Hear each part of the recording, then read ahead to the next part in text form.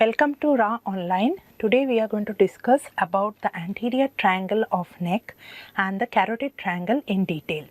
So coming to the way how we are dividing the neck into an anterior and posterior triangle.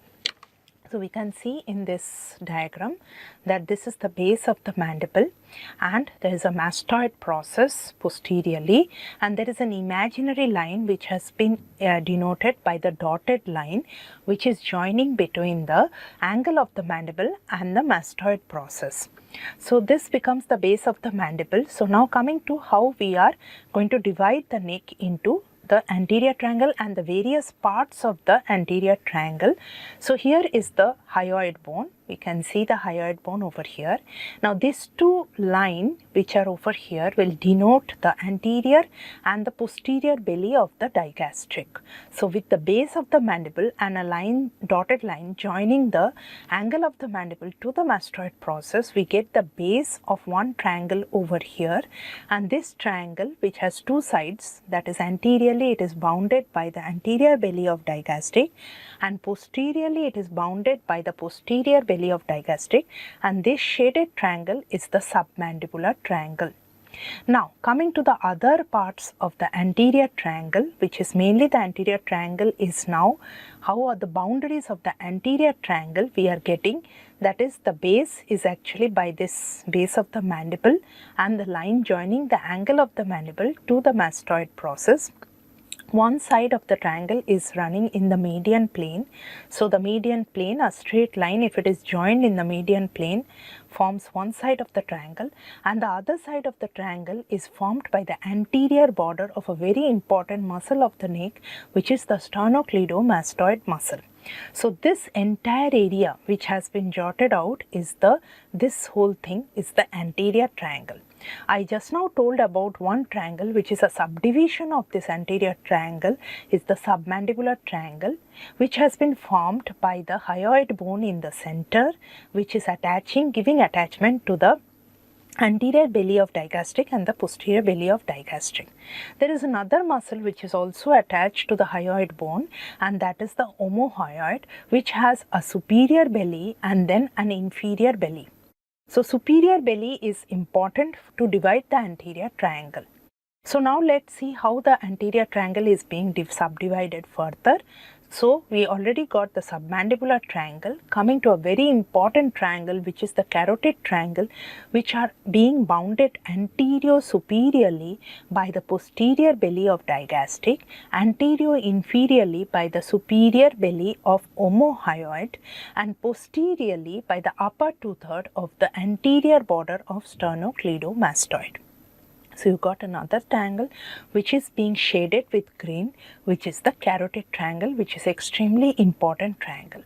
Now if we concentrate in the anterior part, we have a superior belly of the omohyoid and the lower part of the lower one-third of the anterior border of the sternocleidomastoid and the median plane, in the median plane below the hyoid bone. So this part which has been labeled out or marked with the orange color, this triangle is called the muscular triangle.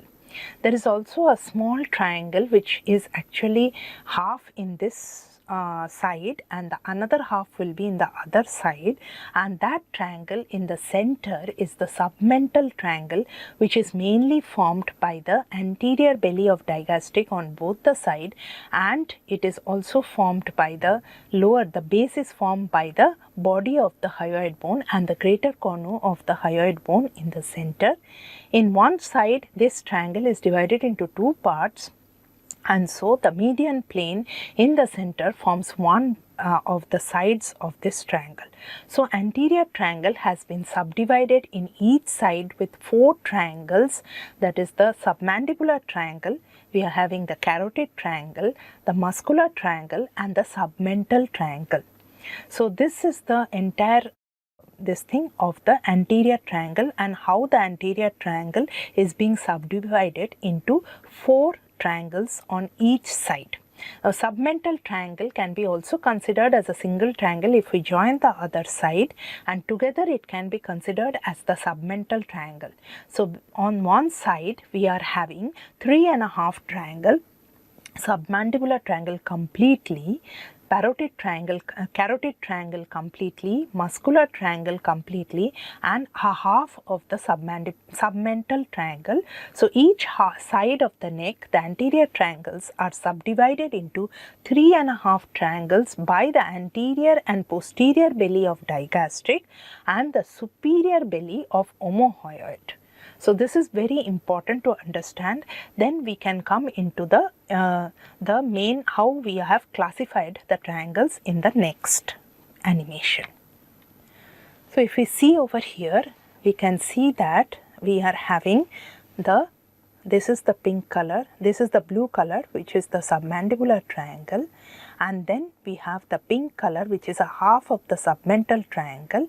This is actually forming the muscular triangle. So muscular triangle, which this line will be meeting over here, and then this triangle is which is shaded in green is mainly the carotid triangle. So this is a very important muscle, which is the sternocleidomastoid muscle. So you can practice this without the markings. So cleidomastoid, so sternocleidomastoid. So if you practice, or I will write it as SCM, that is better, because SCM is the short form of sternocleidomastoid.